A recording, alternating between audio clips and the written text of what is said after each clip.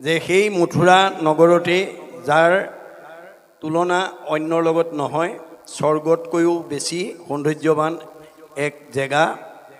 আৰু সেই তাতেই কি হৈছিল, সুৰ যদুপতিৰ পুতেক বসুদেৱ অনেক সাদৰে তাংক আনিয়া গৃহক দৈৱকীক বিহাৰংগে দিলন্ত দৈৱক ৰজাই তেওঁক আনি পেলাই দৈৱকীক তেওঁলৈ বিয়া দিলে। ৰত্নে জাতিস্কাৰৰ ৰথ 2 উৎসৰ্গী যৌতুক দিলা কন্যাৰ লগত। বসুদেৱলৈ দৈৱকীক বিয়া দি বহুত যৌতুক উপহাৰ তেওঁলোকৰ লগত পঠাইছে। 15,000 ঘোঁৰা, হস্তি 104 দিলা, 200 ডাকি আতি সুকুমাৰী। মানে অন্যান্য সম্পত্তি দিয়াৰ উপৰিও কি কৰিছে যে 15,000 ঘোঁৰা আৰু হয় হস্তি ৰথ দিছে আৰু সুকুমাৰী নাৰীবিলাককো দাসী ৰূপে পঠাইছে। বিহা কৰি বসুদেৱে গৃহে যাইবে চিতে, ৰথতো চৰিলা গয়া দৈৱকীৰ সহিতে।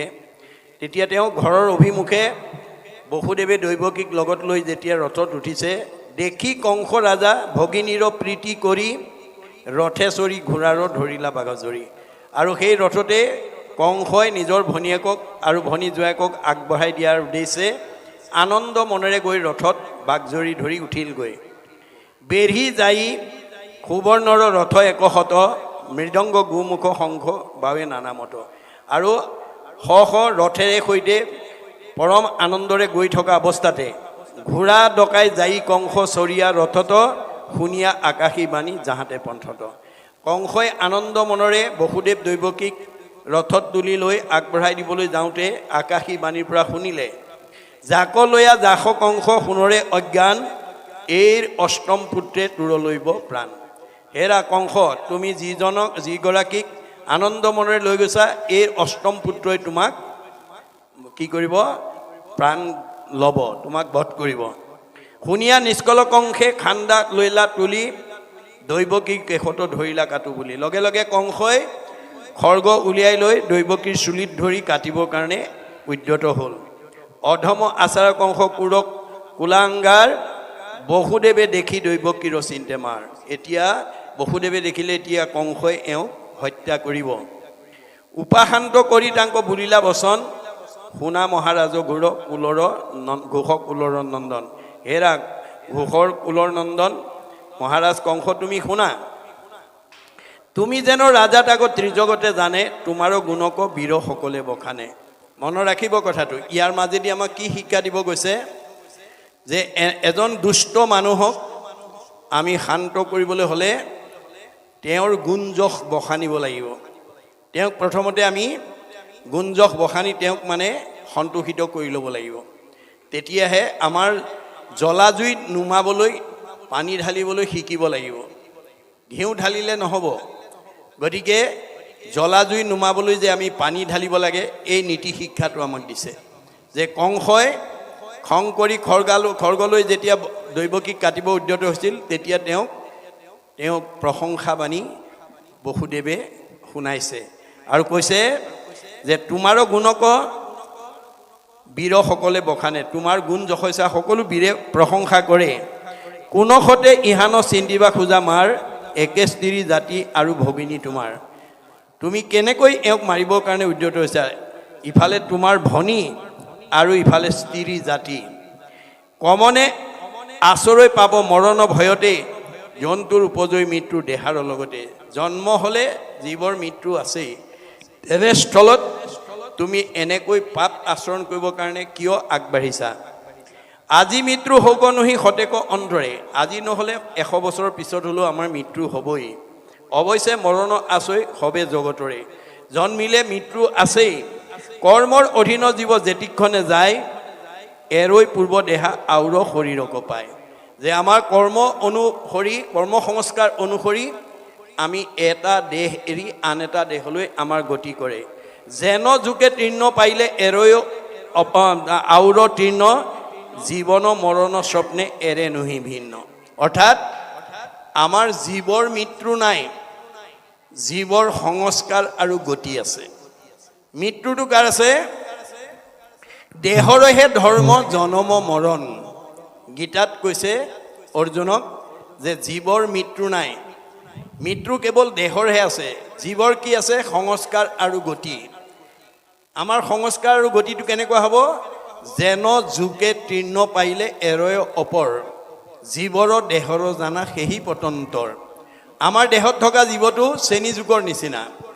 চেনী জোকে মুখত এডাল বন নোপোৱালৈকে যেনেকৈ পিছৰ ডাল এৰি নিদিয়ে, আমাৰ দেহত থকা জীৱটোৱে আন এটা দেহ নোপোৱালৈকে এইটো দেহৰ পৰা ওলাই নাযায়।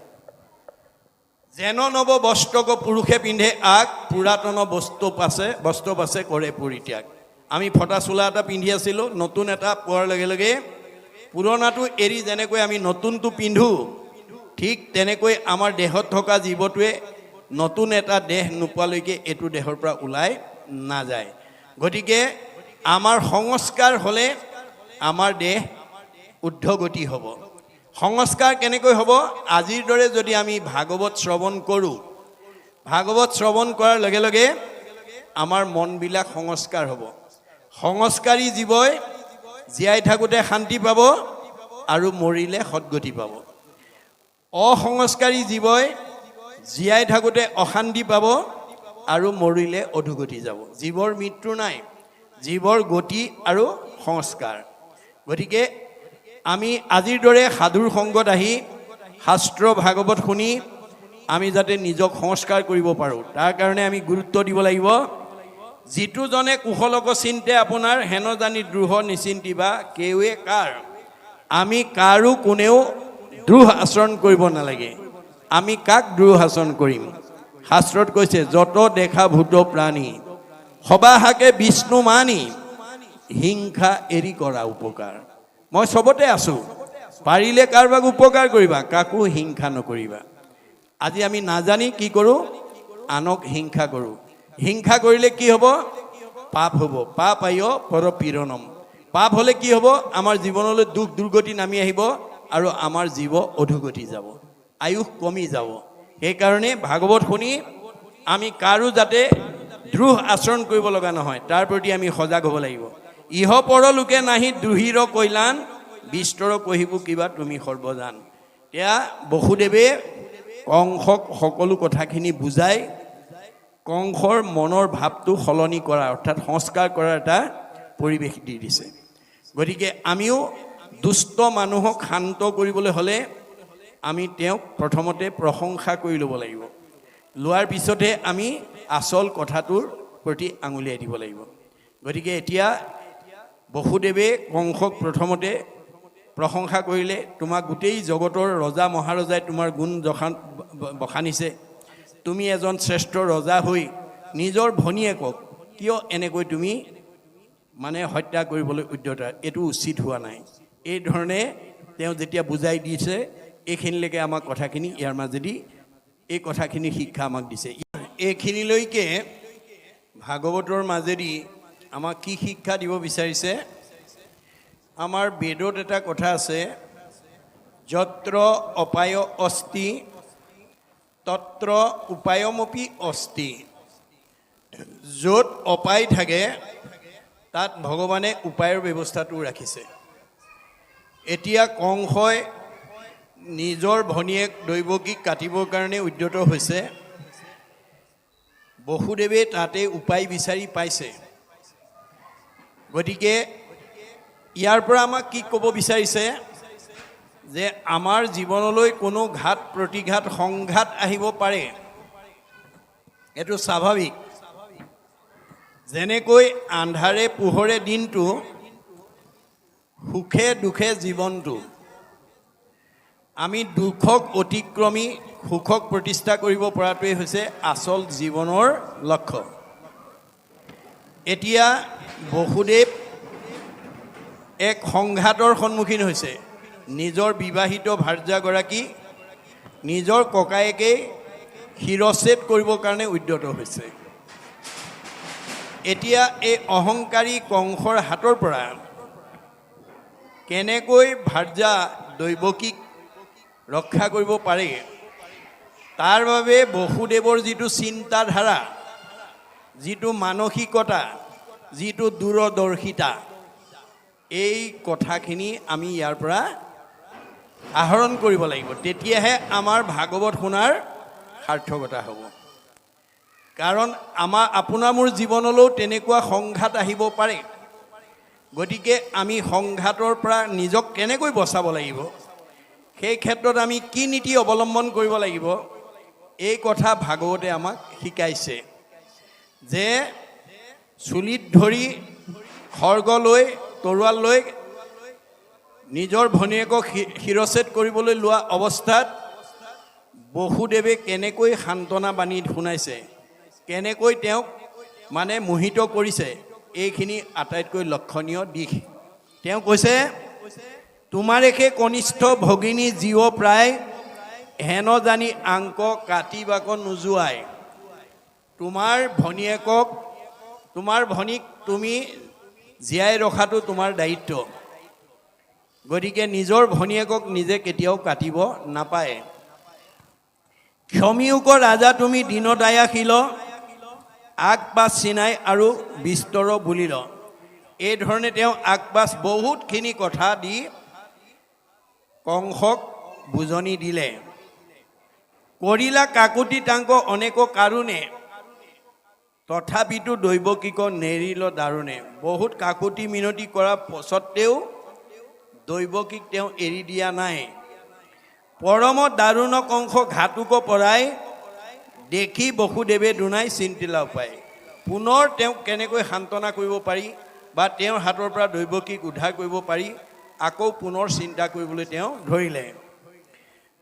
যাৱে বল বুদ্ধি থাকে থিৰ কৰি মন, মৃত্যুক তৰিবে লাগি কৰিবে যতন।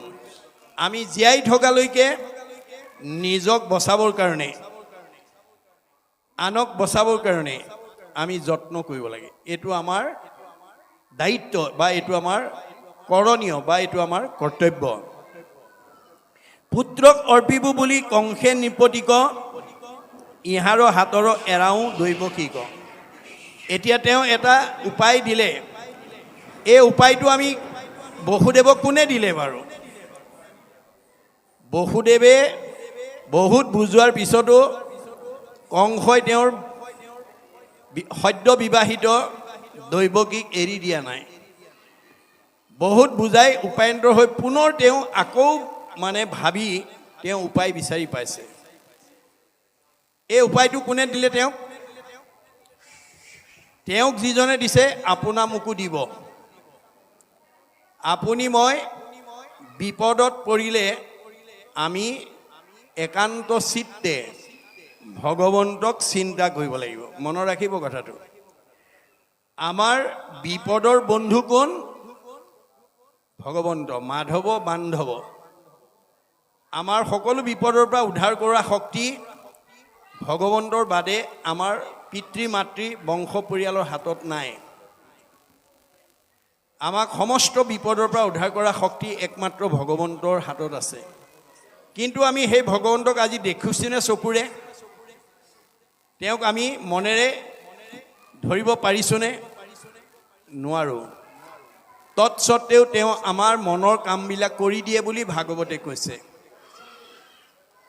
যদিও ভগৱন্ত অব্যক্ত, যদিও ভগৱন্ত নিৰাকাৰ, যদিও ভগৱন্ত নিৰ্গুণ, যদিও ভগৱন্ত অদৃশ্য, তেওঁ আমাৰ হৃদয়ত দৃশ্যমান হয় বুলি কৈছে। কেতিয়া? যেতিয়া আমি তেওঁৰ নাম লওঁ। অব্যক্ত ঈশ্বৰ হৰি,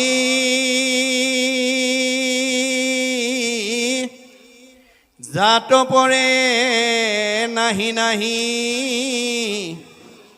পৰম পুৰুষ ভগৱান, ভক্তজনে লৈলে নাম, পূৰ্ণ কৰি মন কাম, অন্তৰতে দেই সমিধান। আপোনাৰ হৃদয়তে আপোনাক বুদ্ধিটো দি দিব। কি কৰিলে আপোনাৰ সন্মুখত পৰা বিপদৰ পৰা আপুনি উদ্ধাৰ হ'ব পাৰিব, এই তথ্য ভগৱন্তে দিব। মনত ৰাখিব কথাটো। গতিকে আমি সমস্ত সমস্যা সমাধানৰ পথ ভগৱন্তই ৰাখিছে। মাত্ৰ আমি ধৈৰ্য সহকাৰে দূৰদৰ্শিতাৰে আমি তেওঁৰ নাম ল'বলৈ চিন্তা কৰিব লাগিব। গতিকে কিবা দৈৱকীৰ তেতিয়া তেওঁ এটা চিন্তা কৰি তেওঁ মনতে পালে যে মোৰ অষ্টম পুত্ৰই তেওঁক মাৰিব বুলি কোৱাৰ কাৰণেহে তেওঁ মোৰ ভাৰ্যাক মাৰিব ওলাইছে। মই যদি পুত্ৰবিলাক তেওঁক জন্ম হোৱাৰ লগে লগে অৰ্পণ কৰি দিওঁ বুলি প্ৰতিজ্ঞা কৰোঁ, তেতিয়াতো তেওঁ মোৰ ভাৰ্যাক নামাৰে। এই এটা সৎ বুদ্ধি তেওঁৰ অন্তৰলৈ ভগৱন্তই আনি দিলে। আৰু আনি পাই তেওঁ কি কৰিছে, পুত্ৰক অৰ্পিব বুলি কংস নৃপতিক ইহাৰ হাতৰ এৰাও দৈৱকীক। মই অনাগত দিনত মোৰ পুত্ৰ জন্ম হ'লেই মই কংসৰ হাতত অৰ্পণ কৰি দিম, তেতিয়া আৰু এওঁ মোৰ ভাৰ্যাক নামাৰে। কিবা দৈৱকীৰ গৰ্ভে পুত্ৰ নোপজয়, কিবা কংস মৰি আগে যাই জমালয়। কিজানি মোৰ ভাৰ্যাৰ গৰ্ভত পুত্ৰ জন্ম নহয়েই, বা পুত্ৰ জন্ম হোৱাৰ আগতেই কিজানি কংস মৰি যায়, তাৰনো কি নিৰ্দিষ্ট আছে। গতিকে কংসু যেবে নমৰয় পুত্ৰ হুৱে জাত, তাৰ হাতে হুৱৈ কিবা তাৰে স্কন্ধপাত। মোৰ পুত্ৰও জন্ম হ'ব, কংসও নমৰে, কিজানি মোৰ পুত্ৰৰ হাততেই কংসৰ মৃত্যু আছে, তাকনো কোনে জানে। আগপাছ মনত ৰাখিব, আগপাছ আমি ভাবি চিন্তি সমস্যা সমাধানৰ পথবিলাক আমি উলিয়াব লাগিব। এইটো আমাৰ মানুহৰ দায়িত্ব আৰু এইটো এটা আমাৰ কৰ্তব্য। কোনে বুজিব একো বিপৰীত দৈব্য গতি, হেন পৰা মৰিষ কৰিয়া মহামতি। দৈব্যৰ গতি কোনে জানে, এই কথা চিন্তা কৰি তেওঁ এটা সিদ্ধান্ত ল'লে। দহে অন্তৰ্গতে মন দুখ মুখত হাসন্ত, ঘাতুক কংসক হেন শুনাই বুলি লন্ত। যদিও অন্তৰ দগ্ধ হৈ আছে, মুখত হাঁহি মাৰি এটা আনন্দ ভাৱেৰে সৈতে তেওঁ কংসক কথাখিনি কৈছে। শুনিলাহা ৰাজা যেন আকাশী বচন, দৈৱকীত হন্তে নাহি তোমাৰো মৰণ। তুমি যিটো আকাশী বাণী শুনিলা মহাৰাজ, সেইটোতো দৈৱকীৰ কাৰণে নহয়, দৈৱকীটো তোমাক নামাৰে। তাহান পুত্ৰক যেবে ভৈল মৃত্যু ভয়, সম্পিব তোমাতে উপজিলে পুত্ৰ ছয়। তাইৰ গৰ্ভত হোৱা পুত্ৰৰ পৰাহে তোমাৰ মৃত্যুৰ কথা ভাবিছা, বা আকাশী বাণীয়ে কৈছে। গতিকে তুমি তেওঁক মাৰিব নালাগে। মই তোমাক প্ৰতিজ্ঞা কৰিছোঁ, তেওঁৰ যদি অনাগত দিনত পুত্ৰ জন্ম হয়, মই লগে লগে তোমাৰ হাতত সমৰ্পণ কৰিম। এই বুলি তেওঁ এটা বুদ্ধি উলিয়ালে। হেন শুনি দৈৱকীক এৰি মহাবলী, পৰৱৰ্তী আপোনক গৃহকো গৈলা চলি। যে এই বুলি যেতিয়া মানে বসুদেৱে প্ৰতিজ্ঞা কৰিলে, কংসই তেতিয়া তেওঁক দৈৱকীক এৰি দি নিজৰ গৃহলৈ গুচি গ'ল। দেখি বসুদেৱ মনে মহাতুষ্ট ভৈলা, ভাৰ্যাই সহিতে নিজৰ মন্দিৰকো গৈলা। আৰু কংস নিজৰ ঘৰলৈ গুচি যোৱাৰ লগে লগে তেওঁ ভাৰ্যাক লৈ নিজৰ মন্দিৰত প্ৰৱেশ কৰিলে। জানিলন্ত অষ্টপুত্ৰ আৰু এক কন্যা, জানিলন্ত অষ্টপুত্ৰ আৰু এক কন্যা, কতো দিন অন্তৰে দৈৱকী মহাধন্যা, জন্মিলন্ত অষ্টপুত্ৰ আৰু এক কন্যা। কিছুদিনৰ পিছত তেওঁৰ 8টা পুত্ৰ আৰু এগৰাকী কন্যা জন্ম হ'ল। কীৰ্তিমন্ত নামে পুত্ৰ ভৈলা প্ৰথমত। প্ৰথম সন্তানটোৰ নাম হৈছে কীৰ্তিমন্ত। বসুদেৱে দিলা নিয়া কংসৰ হাতত। প্ৰথম সন্তানটো কীৰ্তিমন্ত নামৰ সন্তানটো জন্ম হোৱাৰ লগে লগে কংসত অৰ্পণ কৰি দিছে। এৰিলন্ত পুত্ৰ যেবে অসত্যক দৰে, কোননো দুষ্টেজ আছৈ হৰি ভকতৰে। যে তেতিয়া কংসই এই প্ৰথম পুত্ৰটো তেওঁৰ মৃত্যুৰ ভয়ৰ কাৰণ নহয় বুলি এৰি দিলে। গতিকে কোননো দুষ্টেজ আছৈ হৰি ভকতৰে। ঈশ্বৰত ভক্তি থকা মানুহৰ কোনো বিপদ আহিব নোৱাৰে, মনত ৰাখিব। আপুনি ভগৱন্তৰ ভকত হওক, সকলো বিপদৰ পৰা ভগৱন্তই ভকতক ৰক্ষা কৰে। এয়া হৈছে ভকত বৎসল ভগৱন্তৰ কাম। ভগৱন্তই নিজতকৈও ভকতক ভাল পায়, ভকতক কেতিয়াও বিপদত পৰিবলৈ নিদিয়ে। যিজনৰ মনমগ্ন ভৈল কৃষ্ণ পাৱে, আন কোনো বস্তু সিটো মুখ্যকো নাচাৱে। যাৰ কৃষ্ণৰ চৰণত মন নিমগ্ন হৈ যাব, কৃষ্ণৰ চৰণত যাৰ মন মজি যাব, সি আন ধন টকা পইচাটো দূৰৰ কথা, মুখ্যকো নিবিচাৰে, অৰ্থাৎ মুক্তিও নিবিচাৰে। ভকতে মুক্তিও নিবিচাৰে। মায়াৰ ৰচনা পুত্ৰ ভাৰ্যা ধন জন জানি হবে তেজী ভজা কৃষ্ণৰ চৰণ। আমি দেখা ধন জন পুত্ৰ ভাৰ্যা এইবোৰ চব মায়া, আজি আছে কালিলৈ নাই। গতিকে এইবিলাকৰ মাজত থাকিও আমি যাতে কৃষ্ণক ভজিব পাৰোঁ তাৰ প্ৰতি গুৰুত্ব দিব লাগিব। সুত দ্বাৰা বিত আদি সপোনৰ প্ৰায় এটিক্ষণে আছে দেখা এটিক্ষণে নাই। ধন জন টকা পইচা আজি আছে কালিলৈ নাই, এইবোৰ সপোনৰ সম্পত্তিৰ নিচিনা। গতিকে কংসে বোলৈ বসুদেৱক কিনো পুণ্যশালী এৰি দিলা পুত্ৰক সত্যক প্ৰতিপালি। আৰু কংসইও বসুদেৱক প্ৰশংসা কৰিছে যে তুমি কেনেকুৱা পুণ্যশালী লোক যে তুমি সত্যৰ ওপৰত ভিত্তি কৰি নিজৰ সন্তানকো মোৰ হাতত সমৰ্পণ কৰি দিছা।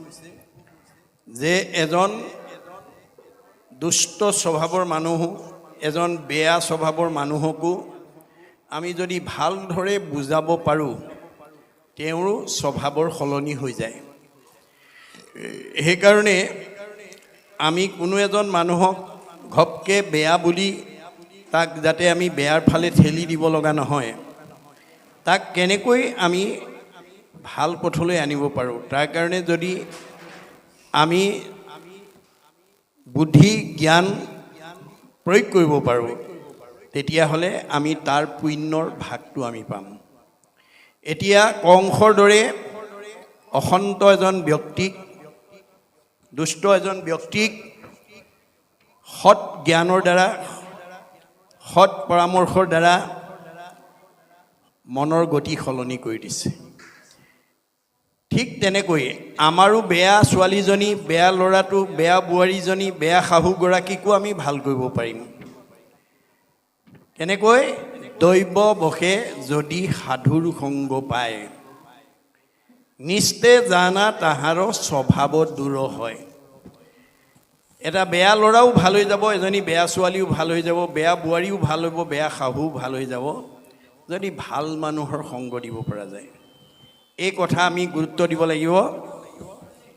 এতিয়া বসুদেৱৰ কথা শুনি, বসুদেৱৰ যিটো সাৱলীল সৎ দিহা পৰামৰ্শ, সত্যতা ৰক্ষাৰ যিটো নিদৰ্শন দেখি হাঁহৈ বোলৈ নিওঁ ইটো চোৱাল তোমাৰ আতহন্তে কিছু ভয় নাহিকে আমাৰ। কংসই ক'লে নাই নাই, এওঁক তুমি লৈ যোৱা, এওঁৰ কাৰণে মোৰ কোনো মৃত্যুৰ ভয় নাই, তোমাৰ অষ্টম পুত্ৰৰ হাততহে মোৰ মৃত্যুৰ ভয় আছে বুলি কৈছে। তোমাৰো অষ্টম পুত্ৰ ভৈলে দিবা আনি, সেহিহে মুহুৰ মৃত্যু শুনি আছোঁ বাণী। যে তোমাৰ 8 নম্বৰ সন্তানটোৰ পৰাহে মোৰ মৃত্যু হ'ব বুলি মই আকাশী বাণী শুনিছোঁ, গতিকে এওঁৰ পৰা নহয়, এওঁক তুমি লৈ যোৱা। হেন শুনি বসুদেৱে পুত্ৰ কোলে ধৰি আপোনক গৃহকো গৈলা মন্যু পৰিহৰি। সকলো দুখ বেদা এৰি তেওঁ নিজৰ গৃহাভিমুখে যাত্ৰা কৰিলে। নগৈলা সঞ্জাত কুৰ কংসৰ বচনে, আন বুলি আন কৰৈ ঔষধি দুৰ্জনে। যদিও দি পঠিয়াইছে তথাপিও তেওঁ মনত অলপ সন্দেহ, কিজান এওঁতো বৰ অসন্ত, হয়তো আকৌ লৈ আনা মাৰি পেলাওঁ বুলি আকৌ ওলোটাই বিচাৰিবও পাৰে। এনেকুৱা মনৰ এটা ভাৱনা তেওঁ অন্তৰত জাগৃত হৈছে।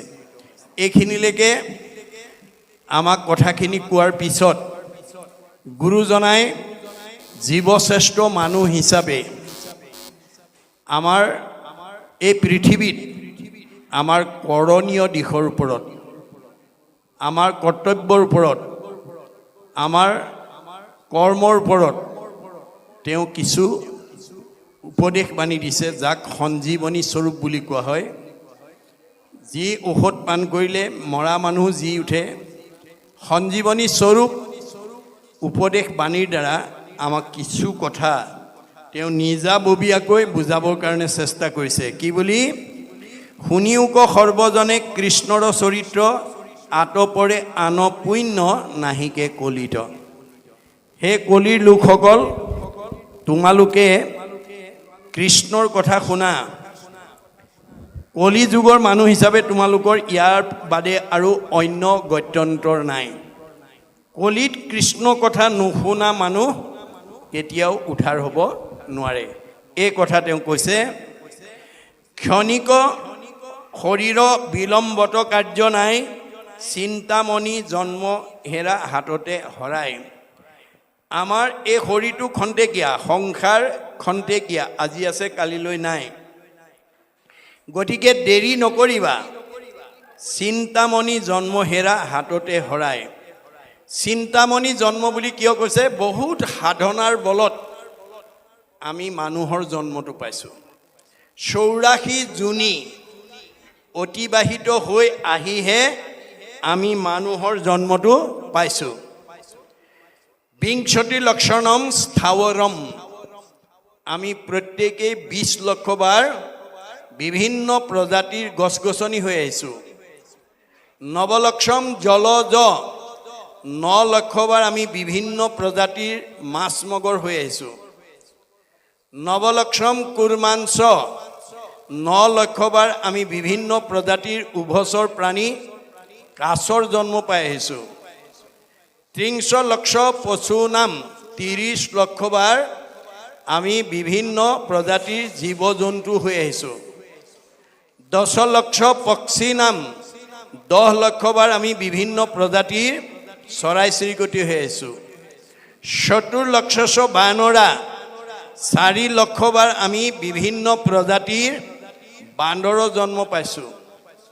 2 লক্ষ অৰ্ধমান বা হিতাহিত জ্ঞানশূন্য, 2 লক্ষ বাৰ হিতাহিত জ্ঞানশূন্য অৰ্ধমানৱ চিম্পাঞ্জীৰ দৰে জন্ম ধাৰণ কৰি আহিছোঁ। তথৌ মনুষ্যত্ব প্ৰাপ্য ততঃ কৰ্মাণি সাধুত।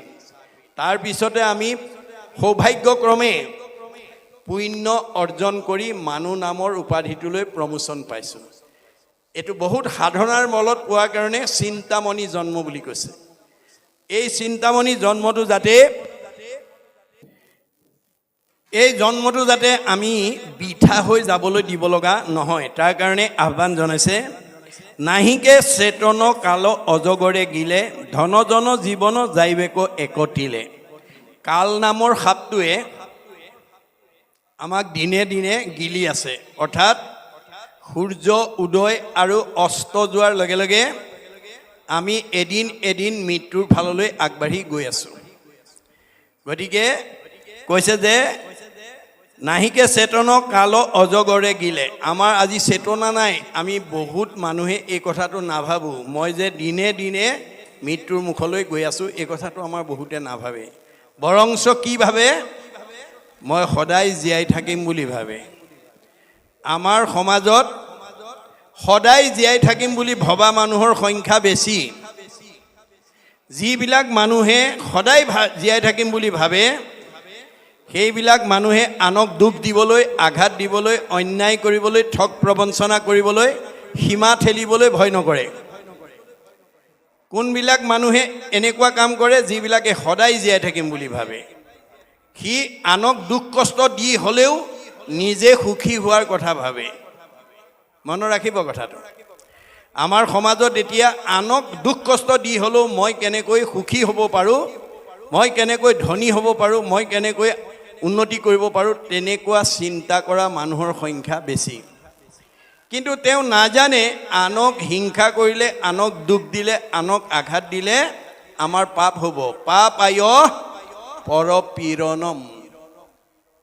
গতিকে আমি যদি পৰক দুখ দিওঁ আমাৰ পাপ হ'ব, আৰু পাপ হ'লে আমাৰ জীৱনলৈ দুখ দুৰ্গতি নামি আহিব আৰু আয়ুস কমি যাব, আয়ুস কাটি দিব। আনক দুখ কষ্ট দিয়া মানুহক ভগৱানে কেতিয়াও 100 বছৰ ভোগ কৰিবলৈ নিদিয়ে। মনত ৰাখিব। কাৰোবাৰ যদি তেনেকুৱা স্বভাৱ আছে আজি ইয়াতে এৰিব দেই। কাৰোবাক হিংসা কৰা, দুখ দিয়া, আঘাত দিয়া স্বভাৱ যদি আছে ইয়াতে এৰিব। ডক্টৰ সৰ্বপল্লী ৰাধাকৃষ্ণনে কৈছে, we need not cut down the tree to gather the fruit. এজোপা গছৰ ফলখিনি পাবৰ কাৰণে গছজোপাৰ গুৰিটো কাটিব নালাগে। আমি নিজক প্ৰতিষ্ঠা কৰিবৰ কাৰণে, নিজৰ শান্তিৰ কাৰণে আনক দুখ দিব নালাগে। দুখ দিব পাৰিব, কিন্তু পাপ আয় পৰপীড়নম। পৰক দুখ দিলে আমাৰ পাপ হ'ব। পাপ হ'লে আমাৰ জীৱনলৈ অবাঞ্ছিত দুখ কষ্ট নামি আহিব আৰু আয়ুসটো আমাৰ কমি যাব। আমাৰ যাতে আয়ুস কমিব লগা নহয়, তাৰ কাৰণে ভাগৱত শুনিবলৈ আহিব লাগিব।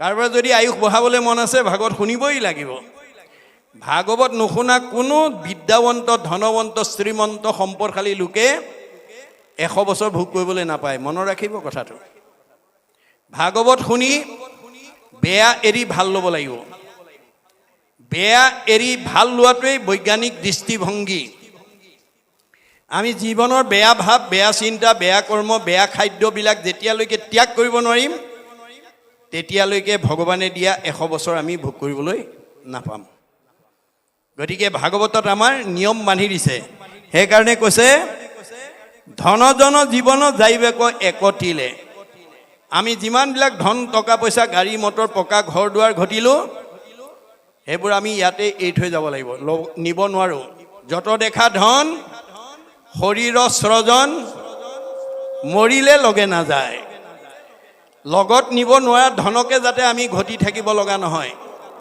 সেইকাৰণে লগত নিয়া ধন ঘটাৰ পৰিৱেশ আমি পাইছো 4 দিন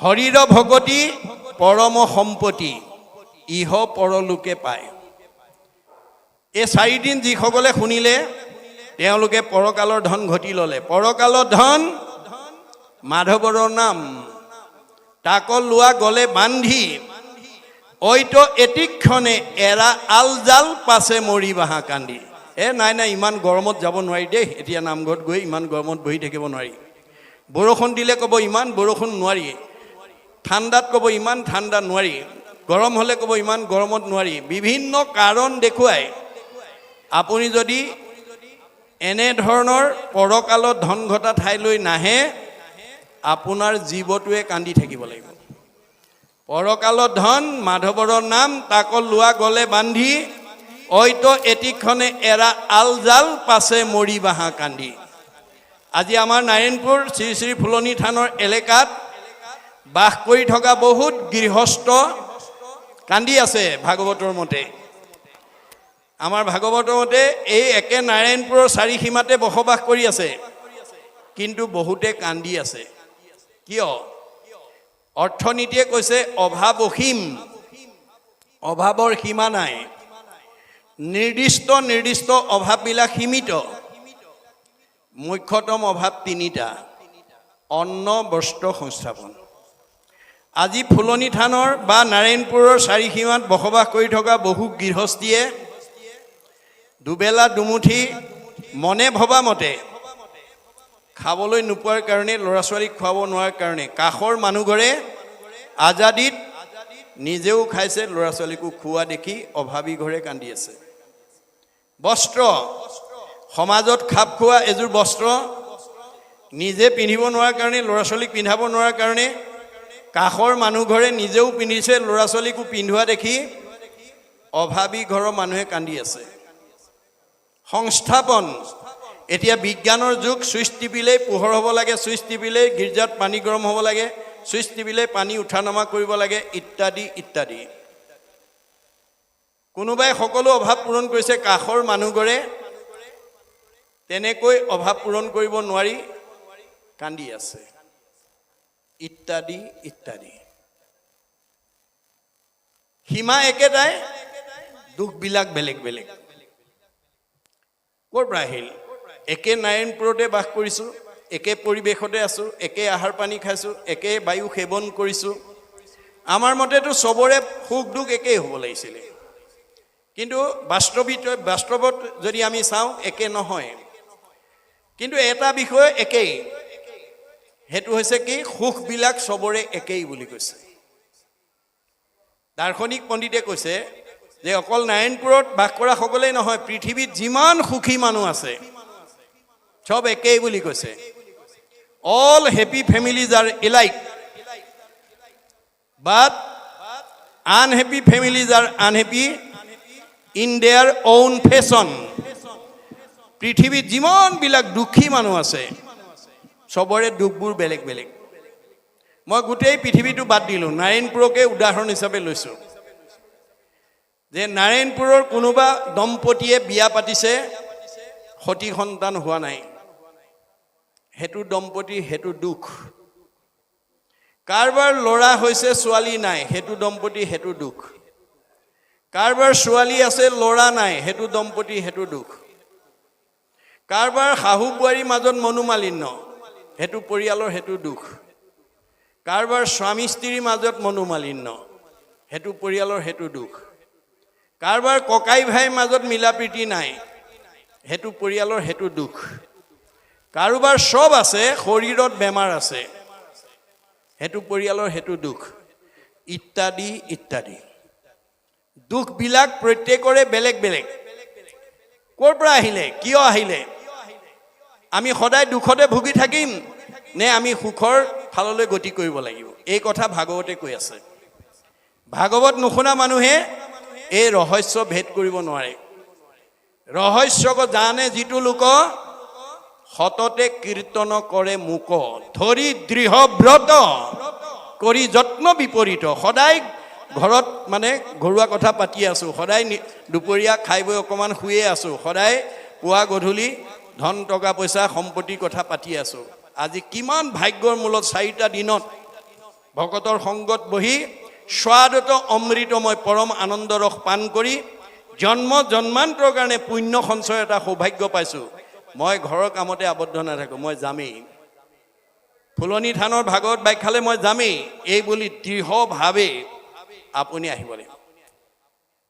তেতিয়াহে আপুনি পৰকালৰ ধন সংগ্ৰহ কৰিব পাৰিব। যদি ইমান গৰম ইমান ঠাণ্ডা ইত্যাদি কৰি যদি আপুনি নাহে, তেতিয়াহ'লে এই 4টা দিনত ঘটা ধনৰ পৰা আপুনি বঞ্চিত হোৱাৰ কাৰণে পৰকালত গৈ কান্দিবগৈ লাগিব। এয়া হৈছে ভাগৱতৰ দৰ্শন। গতিকে ভাগৱতে আমাৰ ইহকাল পৰকালৰ কৰণীয় দিশৰ ওপৰত আমাক আঙুলিয়াই আছে। আমি ইয়াৰ পৰা শিকিব লাগিব। যত দেখা ভাৰ্যাপুত্ৰ সবে অকাৰণ, চাই মাত্ৰ থাকে কালে ধৰে জেতিকখন। যিদিনাখন কালে ধৰিব চব মুখ মেলি চাই থাকিব। যিখিনি ল'ৰা ছোৱালী, যিখিনি পৰিয়ালক পোহপাল দিবৰ কাৰণে উৰে জীৱন মাত্ৰ কৰ্মতে ব্যস্ত হৈ থাকিলোঁ। ভকতৰ সংগলৈ যাবলৈ, নামঘৰলৈ যাবলৈ, পবিত্ৰ ভাদ মাহত নামঘৰলৈ গৈ ঈশ্বৰৰ কথা শুনিবলৈ সময় নাই। কেৱল শৰীৰটো সুস্থ ৰাখিবৰ কাৰণে, পৰিয়ালটো পোহপাল দিবৰ কাৰণে উৰে জীৱন কটাই আছোঁ। মহাপুৰুষে কৈছে, যিটো শৰীৰৰ অৰ্থে কৰা কৰ্ম না প্ৰাণ গ'লে স হৈব তাহাক নাজানা। যিটো শৰীৰৰ কাৰণে তুমি পুৱা শুই উঠাৰ পৰা গধূলা খোৱালৈকে অকল কামকে কৰি আছা, কিন্তু আত্মা ওলাই গ'লে তোমাৰ সেই শৰীৰটো যে সলৈ ৰূপান্তৰ হ'ব, সেই কথা তুমি নাজানা। ইষ্ট মিত্ৰ কুটুম্ব দেখা যতজন, অসুচি বুলিয়া নকৰিব দৰ্শন।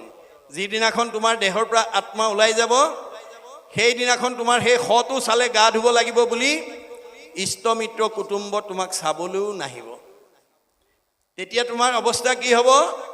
কাষ্ঠ যেন থাকিবে ক মাটিত পৰিয়া, হেন দেহ আপোনাৰো বোলাকি লাগিয়া। কৃষ্ণ ওলাই যোৱাৰ পিছত, আত্মা ওলাই যোৱাৰ পিছত আপুনি কাঠ পৰা দি পৰি থাকিব। সেইটো দেহকে মোৰ দেহ বুলি, সেইবোৰ ইষ্ট মিত্ৰকে আপোন বুলি ভাবি যাতে তাতে আসক্ত হৈ থাকিব লগা নহয়।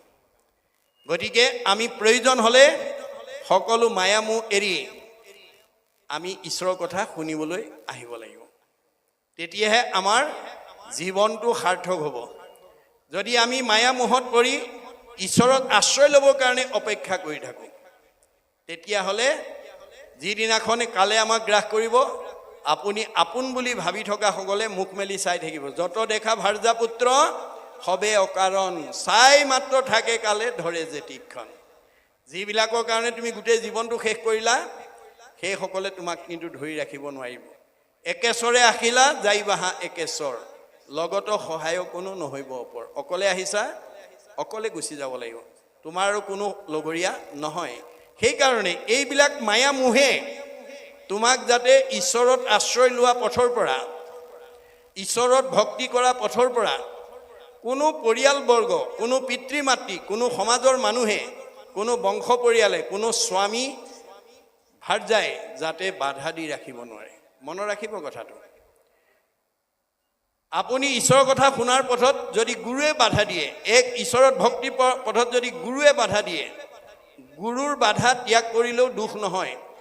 যদি পিতৃ মাতৃয়ে বাধা দিয়ে, পিতৃ মাতৃ বাধা অতিক্ৰমী আহিলেও দুখ নহয়। যদি পৰিয়ালে বাধা দিয়ে সেই পৰিয়াল অতিক্ৰমি গ'লেও বাধা নহয়। গতিকে গুৰু ত্যাগ কৰিলা বীৰু চনেৰ নন্দন, ভাতৃ ত্যাগ কৰিলা ৰাক্ষস বিভীষণ, প্ৰহ্লাদে কৰিলে ত্যাগ আপোনাৰ পিতা, ভগৱানৰ ভৰতে তেজিলে নিজ মাতা, গোপীগণে স্বামী ত্যাগ ভাগৱতে শুনি, সৰ্বদেৱ ত্যাগ কৰিলা ভৃগু আদি মুনি, বিদুৰে কৰিলে ত্যাগ নিজ জ্ঞাতিগণ, শুনা সৰ্বজন ইটো শাস্ত্ৰৰ বচন। মহাভাৰতৰ যুদ্ধৰ পূৰ্বতেই ধৃতৰাষ্ট্ৰই বৈমাতৃ ভাতৃ ভক্ত বিদুৰক মাতি আনি পৰামৰ্শ লৈছিল। কোৱা বিদুৰ, আমি পঞ্চ পাণ্ডৱৰ অংশ দিব লাগে নে নালাগে? পৰম ভক্ত বিদুৰে কৈছিল, দাদা পঞ্চ পাণ্ডৱ আমাৰ ভতিজা, ভতিজাৰ সম্পত্তি আত্মসাৎ কৰাটো উচিত নহয়, তেওঁলোকৰ প্ৰাপ্যটো দিব লাগে।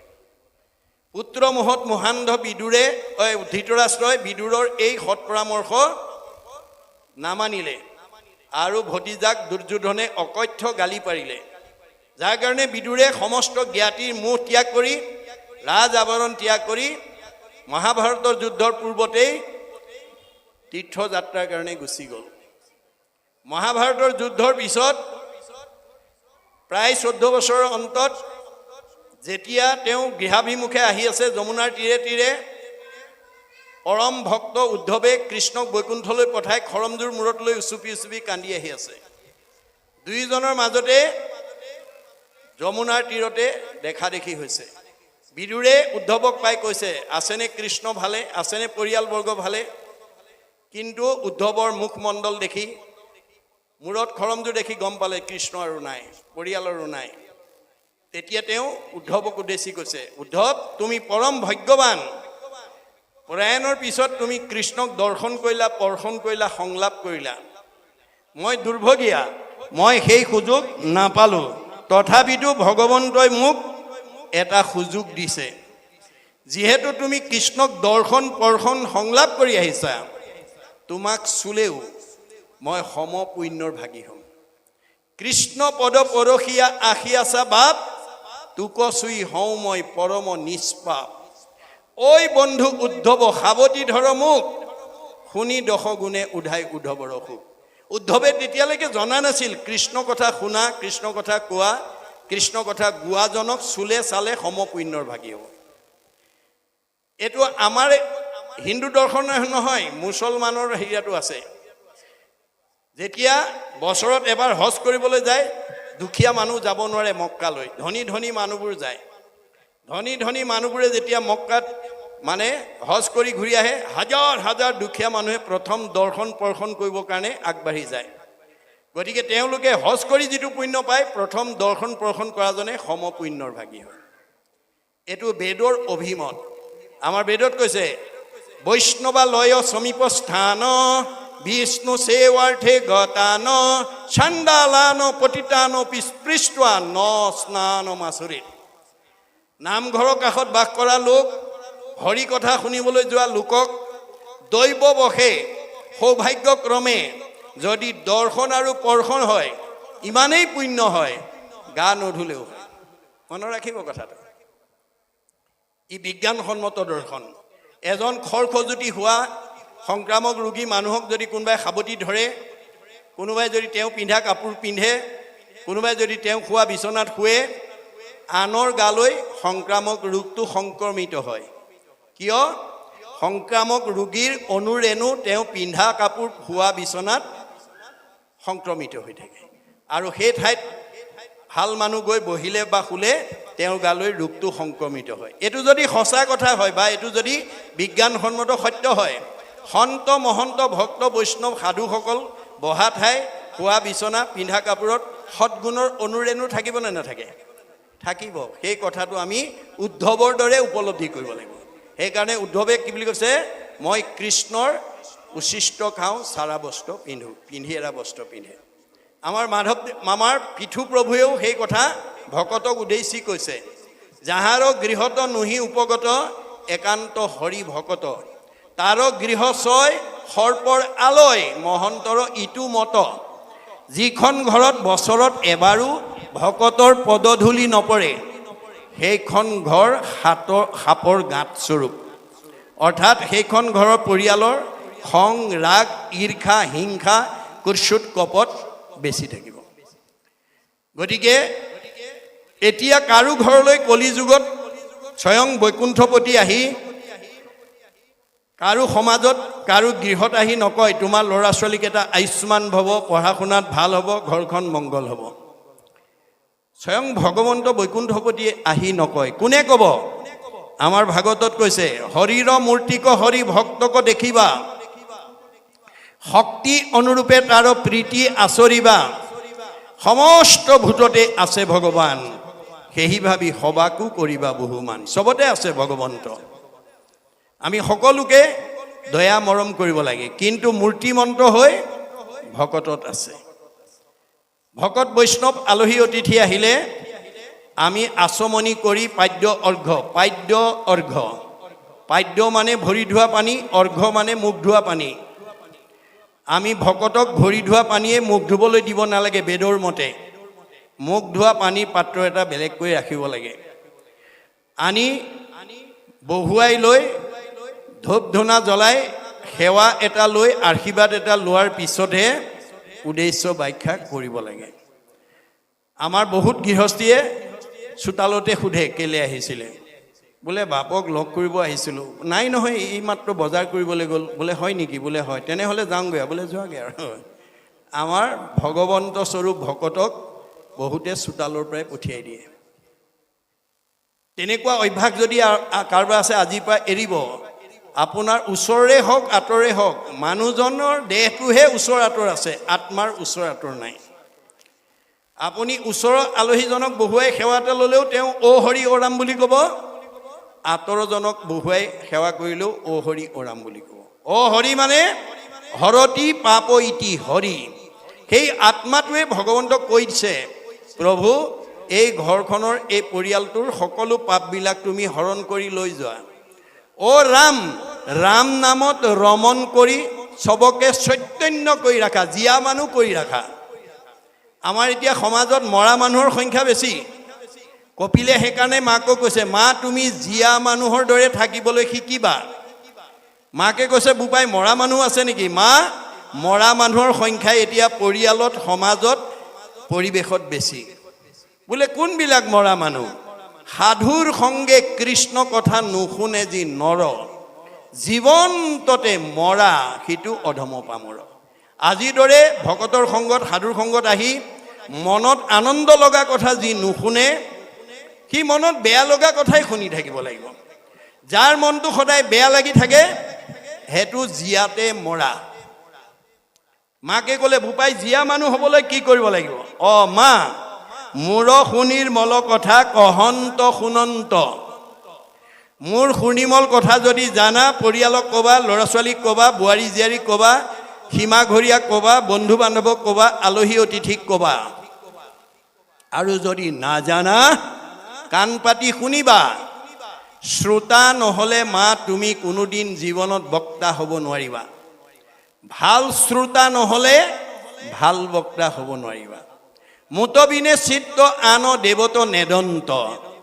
মুত বিনে আন দেৱতাত মনোযোগ নিদিবা, কাৰণ ব্ৰহ্মা আদি কৰি জীৱ যত ৰাম ৰাম ৰাম ৰাম ৰাম মায়া সজ্জা মাজে আচয় ঘুমতি যায়। আপুনি মইনো কোন? সৃষ্টিকৰ্তা ব্ৰহ্মা, সংহাৰকৰ্তা শিৱ, পালনকৰ্তা বিষ্ণুকে প্ৰমুখ্য কৰি ৩৩ কোটি দেৱতা ভগৱন্তৰ মায়াত বন্দী হৈ আছে। তেওঁলোক নিজে আন্ধাৰত আছে, অজ্ঞানতাত আছে।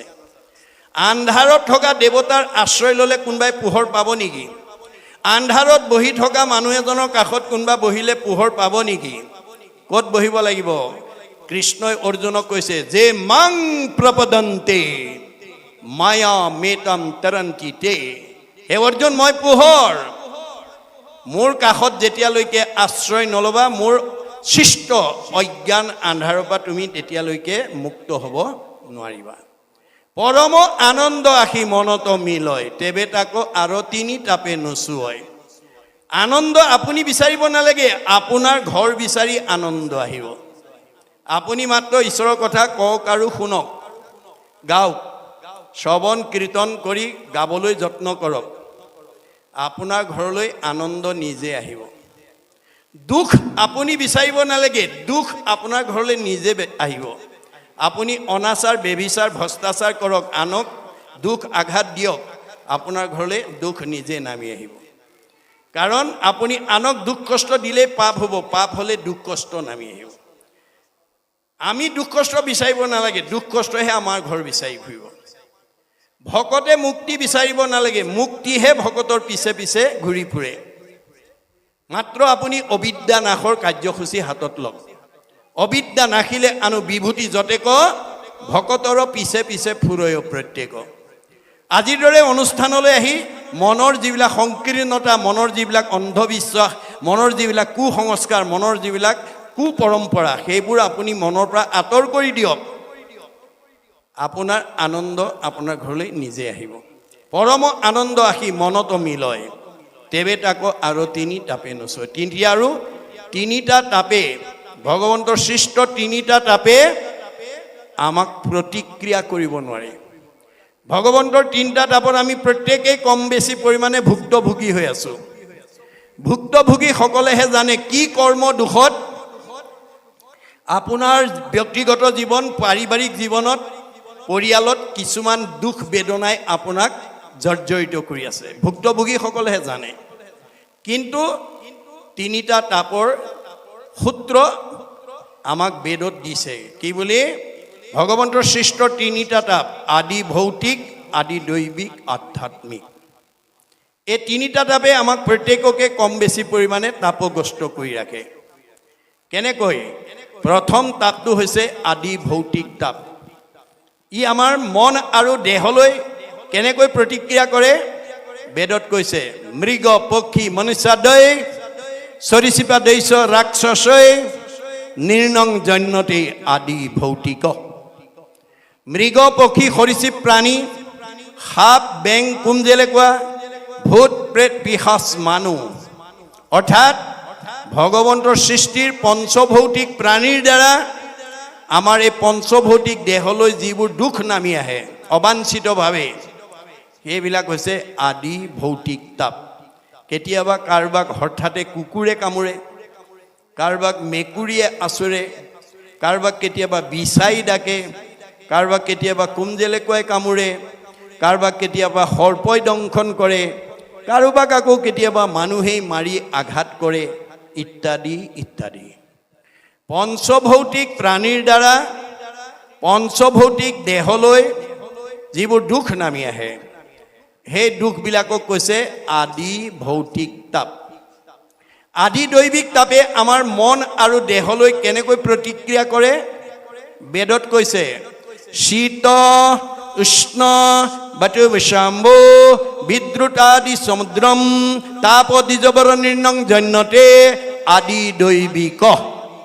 অতিপাত ঠাণ্ডা, অতিপাত গৰম, বতাহ ধুমুহা, বিজুলী ঢেৰেকনি, বানপানী, ভূমিকম্প, আকস্মিক দুৰ্ঘটনা, বজ্ৰপাত, এইবিলাকৰ দ্বাৰা কোনেও নভবাকৈ হঠাতে আমাৰ জীৱনলৈ যি দুখ নামি আহে, এইবিলাক দুখক কৈছে আদি দৈবিক তাপ। আধ্যাত্মিক তাপক দুটা ভাগত বিভক্ত কৰিছে, শাৰীৰিক আৰু মানসিক। আমাৰ কাৰোবাৰ শৰীৰত যদি অৰ্শ, গুল্ম, পিত্ৰ, কেঁচুমূৰীয়া, মূৰৰ বিষ, পেটৰ বিষ, দাঁতৰ বিষ, কঁকাল বিষ, কাৰোবাৰ যদি শৰীৰত কিবা ৰোগ ব্যাধিয়ে যদি আক্ৰমণ কৰি আছে, তেওঁ যিমান ধন ঐশ্বৰ্য সম্পত্তিৰ মাজতে নাথাকক কিম্বা, শৰীৰত বেমাৰ থকা মানুহ কেতিয়াও সুখী হ'ব নোৱাৰে। এইটো হৈছে আধ্যাত্মিকৰ শাৰীৰিক তাপ। মানসিক তাপ 6 প্ৰকাৰে আহে: ক্ষুধা, তৃষ্ণা, জৰা, মৃত্যু, শোক, মোহ। ভোকত যদি এমুঠি খাব নাপায় শৰীৰে কষ্ট পাব, পিয়াহত এগিলাচ পানী খাব নাপালে শৰীৰে কষ্ট পাব। জৰা, এটা সময়ত কিচকিচিয়া চুলি, ৰিং মাৰিলে শুনে, এমাইললৈকে দেখে, কমনীয় দেহা, মানে টান টান বস্তু চুবাই, যাওঁ বুলিলে যায়, খাওঁ বুলিলে খায়। কালৰ অতৰ্কিত গতিত কিচকিচিয়া চুলি মৰাপাতৰ দৰে বগা হ'ল, দৃষ্টিশক্তি কমিল, শ্ৰৱণ শক্তি কমিল, দাঁতবিলাক খুলুক ধুলুক হ'ল, মানে শৰীৰ সুতুৰা সুতুৰ পৰিল, যাওঁ বুলিলে যাওঁ, খাওঁ বুলিলে খাওঁ বোলা দেহাৰ মুখৰ আগত এমুঠি নিদিলে খাবলৈ নোপোৱা হ'ল। সেই সময়ত আপোনাৰ অতীতৰ স্মৃতি ৰোমন্থন কৰি এনেকৈ খাইছিলোঁ, এনেকৈ আছিলোঁ, এনেকৈ গৈছিলোঁ, এতিয়া কি হ'ল এই বুলি অতীতৰ স্মৃতি ৰোমন্থন কৰি মনলৈ যি দুখ আহে সেইটোক কৈছে আধ্যাত্মিকৰ মানসিক তাপ। কেতিয়াবা আপোনাৰ আত্মীয়জন মৰিলে দুখ পায়, কেতিয়াবা মনে ভাল পোৱা বস্তু হৰণ ভগন হ'লে দুখ পায়, আৰু আমি মৃত্যুৰ ভয়ত সকলো ত্ৰস্তমান হৈ থাকোঁ। এই তিনিটা তাপে আমাক প্ৰত্যেককে তাপগ্ৰস্ত কৰি ৰাখিছে।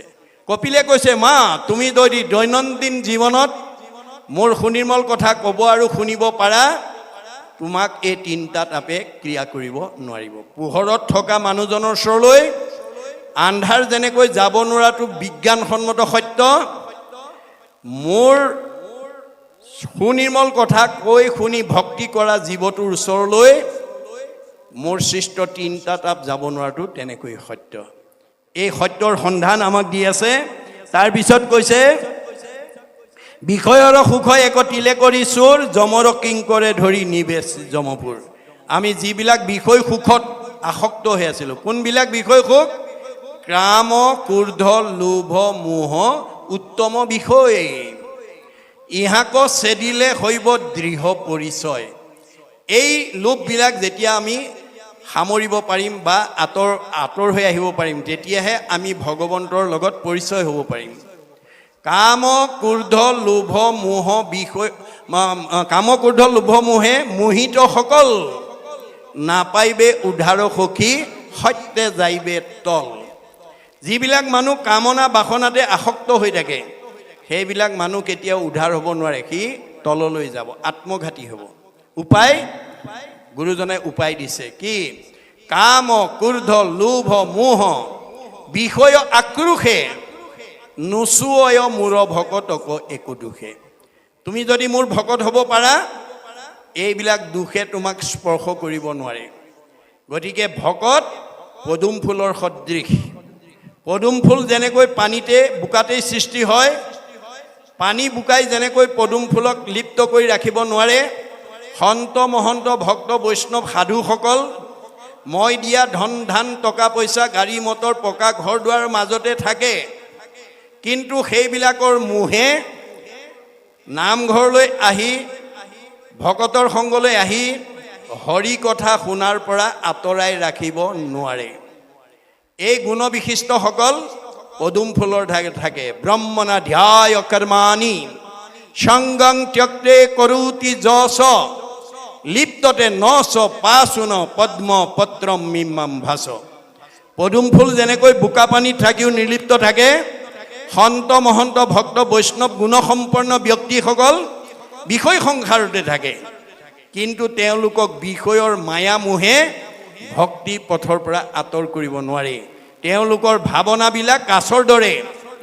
কাছৰ ভাৱনা কি? বালিত কণী পাৰে, পানীত উমনি দিয়ে। বালিত কণী পাৰি পানীত উমনি দি বালিত কণী ফুটাই দিয়ে। অজেহেন কশ্যপে তৰে দিব পাৰি, জল মাজে ফুকাৰয় সেহিমতে খন্তে বিষয়তে থাকি, সদায়ে মোক চিন্তয়। সন্ত মহন্ত ভক্ত বৈষ্ণৱ সাধু গুণসম্পন্ন ব্যক্তিসকল মই দিয়া ধন ধান টকা পইচা মাজতে গৃহস্থী সংসাৰতে থাকে, কিন্তু ভাৱৰ দ্বাৰা তেওঁলোকে মোক চিন্তা কৰি তাতেই মুক্তিৰ পথ প্ৰশস্ত কৰিব পাৰে। এই গুণবিশিষ্ট হ'বৰ কাৰণে মহাপুৰুষে আমাক আহ্বান জনাইছে। আৰু কি বুলি কৈছে? যমৰ মূৰ্তিক দেখি হৰাইবে চেতনা, দুৰ্ঘুৰ নৰকে পেলাই ভুঞ্জাইবে যান্তনা। যিদিনাখন আমি এই শৰীৰ এৰি যমদূতে যেতিয়া আমাক ধৰি নিব, যমৰ মূৰ্তি দেখি আমি চেতনা হেৰাই যাব আৰু দুৰ্ঘুৰ নৰকত আমাক যান্তনা ভোগাব। হেন জানি কৃষ্ণৰ চৰিত্ৰ কৰা সাৰ।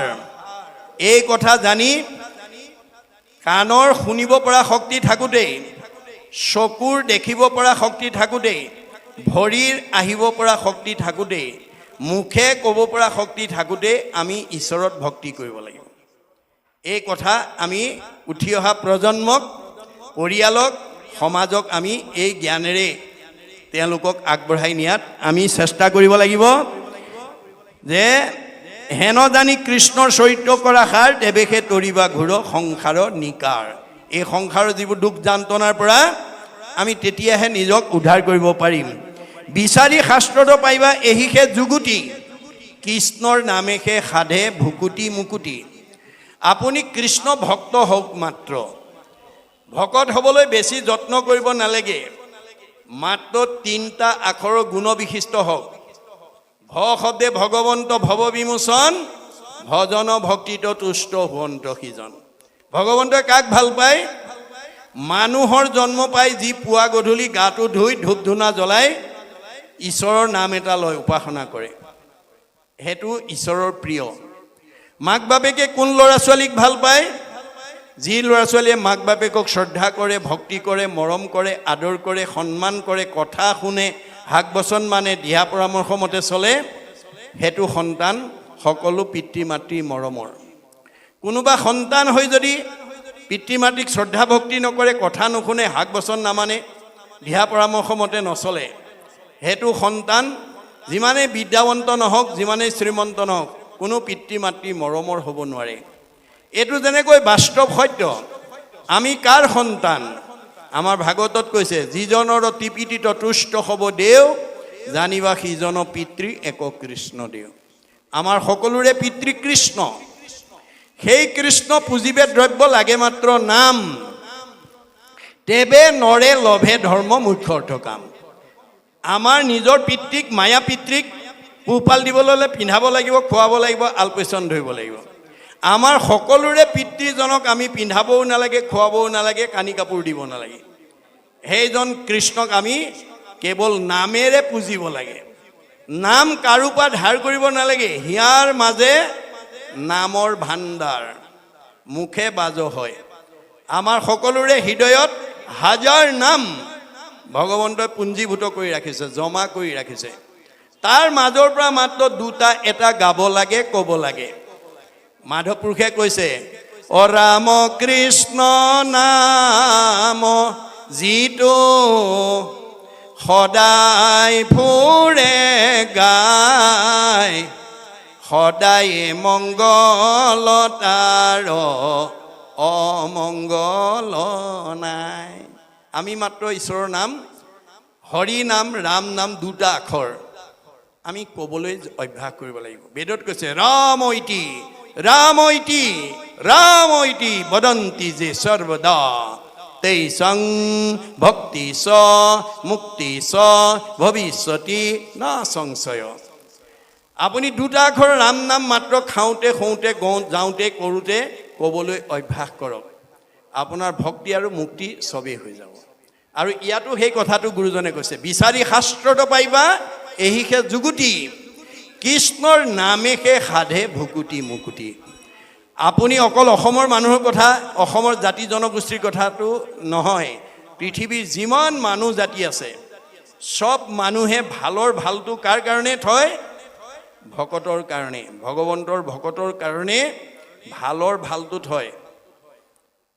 আৰু ভাল বিচনাত শুবলৈ দিয়ে, ভাল খাবলৈ দিয়ে, সেৱা ভক্তি কৰে। গতিকে এইটো আমাক কিহে প্ৰদান কৰিছে? কেৱল ভকতিয়ে। ভক্তি কৰিলে আপুনি ভালকৈ খাবলৈও পাব আৰু মুক্তিও পাব। এই কথাটো আমাক ভাগৱতে কৈছে, বিচাৰি শাস্ত্ৰত পাইবা এহিষে যুগুটি, কৃষ্ণৰ নামেষে সাধে ভুকুটি মুকুটি।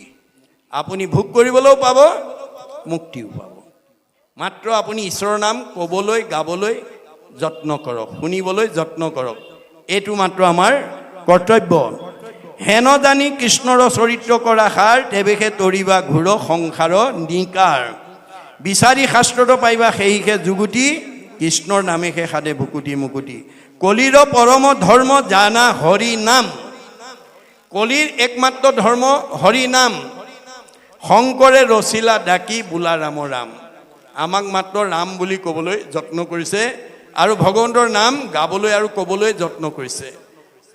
আহ্বান জনাইছে কিয় কলিত আন ধৰ্ম লৈ আমি উদ্ধাৰ হ'ব নোৱাৰো কিয় আন ধৰ্মবিলাক কৃষ্ণ বৈকুণ্ঠ প্ৰায়ণ হোৱাৰ লগে লগে কৃষ্ণৰ লগত গুচি গ'ল বুলি ভাগৱতত কৈছে আন ধৰ্ম কৃষ্ণৰ লগতে গুচি গৈলা এক স্থান হুয়া হৰি নাম মাত্ৰ ৰৈলা ভগৱন্তই মাত্ৰ কলিৰ মানুহ জৰিবৰ কাৰণে নামটোহে থৈ গৈছে বাকিবোৰ সব লৈ গ'ল এতেকেহে নামতো সমস্ত পুণ্য পায় জানিয়া যতনে ফুৰা হৰি গুণ গায় নামে তপ নামে জপ নামে যোগ ধ্যান নামে দান নামে পুণ্য কোটি তীৰ্থ স্নান নামে ধন জন বন্ধু নামে পিতা মাতা নামে নিজ সুহৃদ নামে সে গতি দাতা ইহ পৰ লোকে নাম বিনে গতি নাই চাৰিও বেদৰ ইহে মুখ্য অভিপ্ৰায়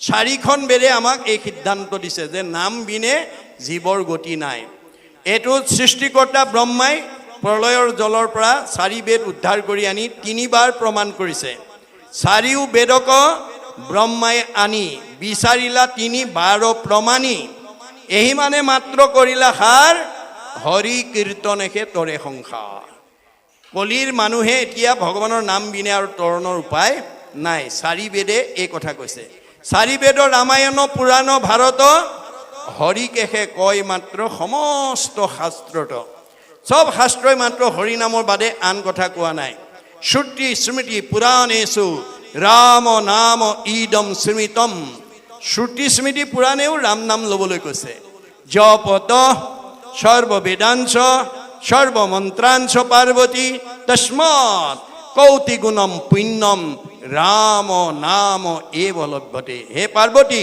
তপ জপ যাগ যজ্ঞ হোম ব্ৰত কৰাতকৈ এবাৰ ভগৱন্তৰ নাম লোৱা সমস্ত পুণ্যৰ অধিকাৰী হৈ যায় ধ্যানে যজ্ঞে পূজাৰ কহিছে ন ফল হৰিৰ কীৰ্তনে তাক সাধয়সকল আগৰ কেইটা যুগত ধ্যান যজ্ঞ পূজা কৰি যিটো ফল পাইছিলে কলি যুগৰ মানুহে নাম ল'লেই সমপুণ্যৰ ফল পাব গতিকে আমাৰ সহজ উপায় এটা সাৰ্বজনীন সনাতন এটা উপায় মহাপুৰুষে দি থৈ গৈছে আমি মাত্ৰ অৱলম্বন কৰিব লাগে আৰু আমি পূৰ্ব পৰম্পৰাবিলাকৰ পৰা আমি নিজক অতৰাই আনিব লাগিব কাৰণ পৰম্পৰা ধৰ্ম নহয় আজি আমাৰ সমাজত বহুত মানুহে পৰম্পৰাকে ধৰ্ম বুলি মানি আছে সেইকাৰণে ভাগৱতত আক্ষেপ কৰিছে কতো মন্দমতি শাস্ত্ৰ নকৰে বিচাৰ বুলি কৈছে কিছুমান মন্দমতি মানুহে শাস্ত্ৰ বিচাৰ নকৰে কৰৈ কৰ্ম ধৰ্ম পূৰ্ব পুৰুষ আচাৰ আমাৰ পূৰ্বপুৰুষৰ পৰা আমি এনেকৈ চলি আছোঁ আৰু আমি আৰু বেলেগ চিন্তা কৰিব নোৱাৰোঁ এই বুলি মত প্ৰকাশ কৰে এইটো যদি ভাৱ কাৰবাৰ আছে এৰক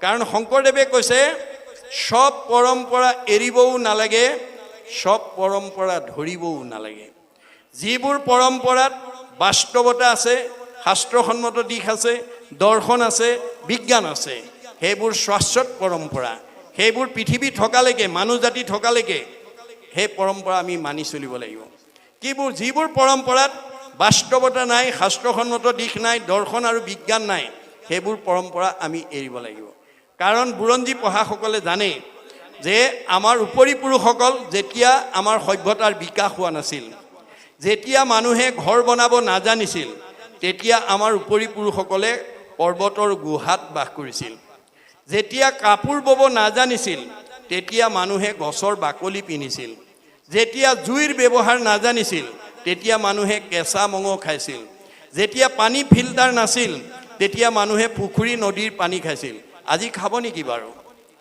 নাখায় কাৰণ সভ্যতা গতিশীল জীৱন গতিশীল সুখ দুখ গতিশীল জগত গতিশীল মানে পৰম্পৰা গতিশীল ধৰ্ম গতিশীল গোটেই জগত গতিশীল গতিকে গতিশীল ধৰ্মৰ লগত আমি যেতিয়ালৈকে ধৰ্ম আচৰণ কৰিব নোৱাৰিম অৰ্থাৎ যুগ ধৰ্ম যেতিয়ালৈকে আচৰণ কৰিব নোৱাৰিম তেতিয়ালৈকে আমি এই সংসাৰ চক্ৰতে ঘূৰি থাকিব লাগিব দেই মনত ৰাখিব যুগ ধৰ্ম আচৰণ নকৰাকৈ আপুনি থাকিব পাৰিব কিন্তু আপোনাৰ জীৱটো এই মানে তিনিটা লেয়াৰৰ ভিতৰতে মধ্যাকৰ্ষণৰ ভিতৰতে পুনৰপি জনমম পুনৰপি মৰণম হৈ থাকিব কাৰণ ভগৱন্তই কৈছে মই যুগে যুগে অৱতাৰ হৈ যুগ ধৰ্ম মই দেখুৱাই থৈ আহিছোঁ সত্য যুগত মই হৰি অৱতাৰ হৈ জগতৰ লোকক কৈছোঁ হে জীৱশ্ৰেষ্ঠ মানুহ তোমালোকে সকলোৱে ধ্যান কৰিবা তেতিয়াহে এই মায়াময় সংসাৰৰ পৰা উদ্ধাৰ হ'ব পাৰিবা সত্য যুগৰ মানুহ চবেই ধ্যান কৰিছিল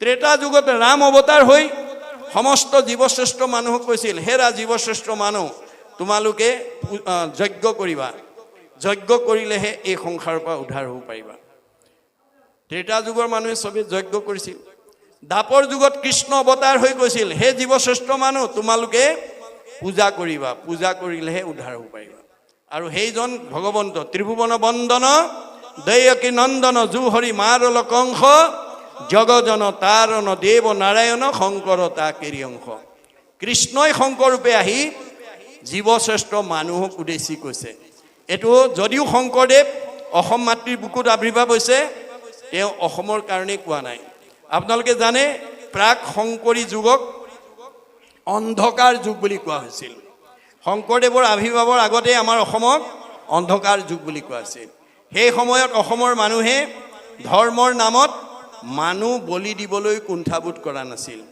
তেনেকুৱা এটা সন্ধিক্ষণত শংকৰদেৱ আৱিৰ্ভাৱ হৈ আমাৰ এই অন্ধকাৰময় পৰিৱেশটোৰ পৰা জীৱবিলাকক পোহৰ মাজলৈ আনিবৰ কাৰণে প্ৰথমতে তেওঁ সমাজ সংস্কাৰৰ পথটোকে হাতত তুলি লৈছিল কেনেকৈ লৈছিল দ্বিতীয় স্কন্ধ ভাগৱতত উল্লেখ আছে কিৰাতক চাৰি খাচী গাৰু মিৰি যৱন কংক গোৱাল ধুবাজে তোৰক অসম মূলোক কুবাচ মেল চাণ্ডাল আনু হব পাপী কৃষ্ণ সেৱকৰ সংগত পবিত্ৰ হয় হৰিত একান্তে ভকতি কৰিয়া বৈকুণ্ঠে সুখে চলয় এনে যে আমাৰ এই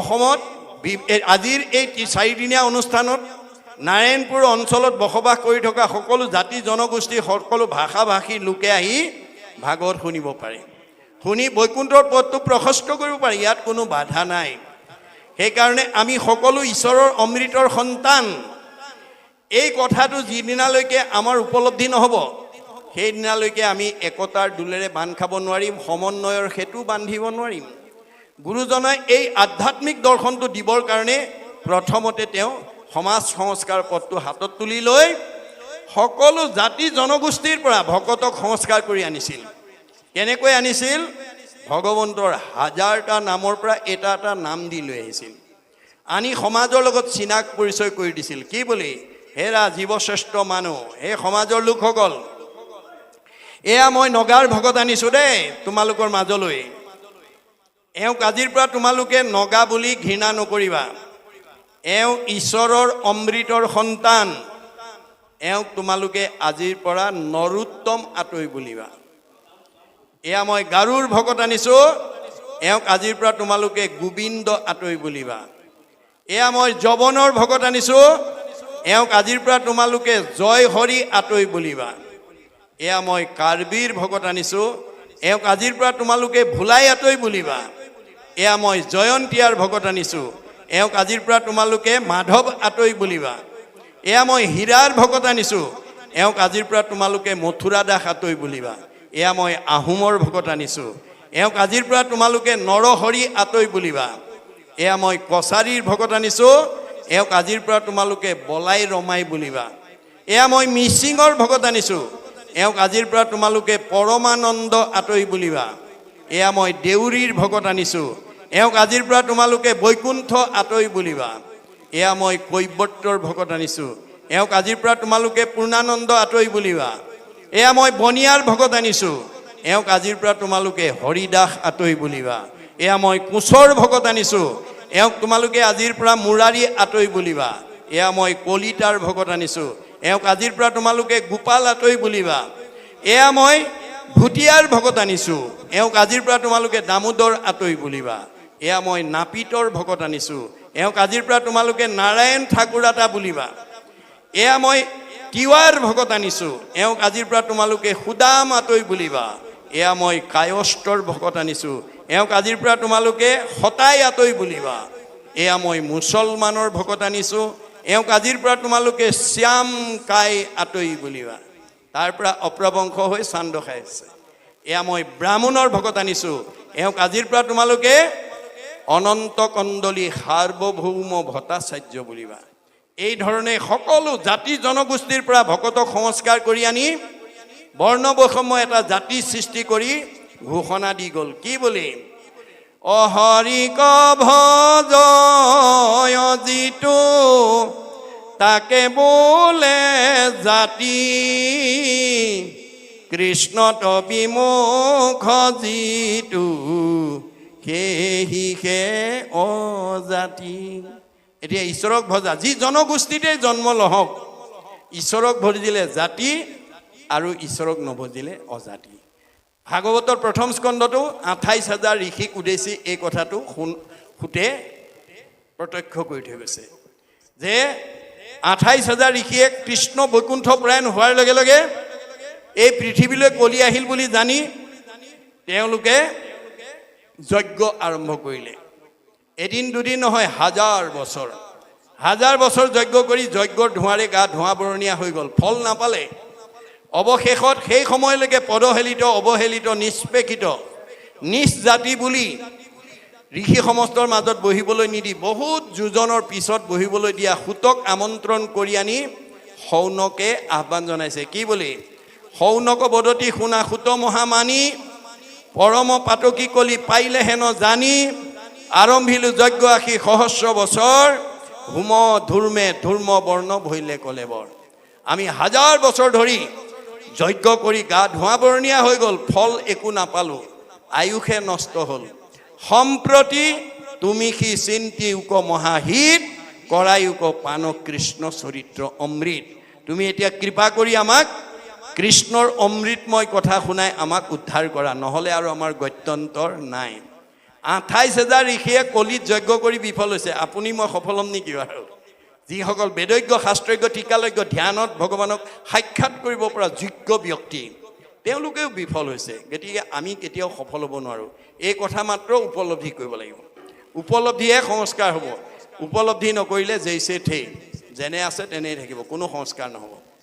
গতিকে শৌনকৰ আহ্বান শুনি সুতে কি মন্তব্য দিলে?